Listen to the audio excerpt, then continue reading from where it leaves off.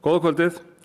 Núna á 11. tímanum upplýsti Veðurstofa Íslands almannavarnir það að ekki var hægt að útiloka það að kvikuggangurinn sem hefur verið að myndast næði að Grindavik.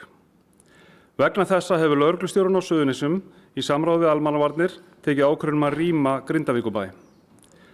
Og almannavarnir hafa samhliða þessu lýst yfir neyðarstigi.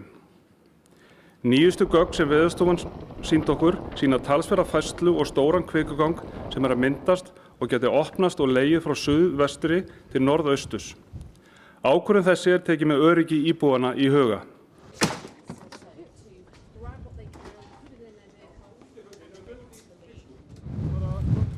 It's earthquake.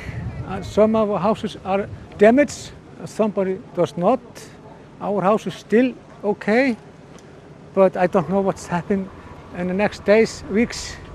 So we have a danger situation. So yes, we just came home to get some stuff, so we need most. Yeah, we are escorting people to their homes so they can get their valuables from the evacuation of the town Grindavik.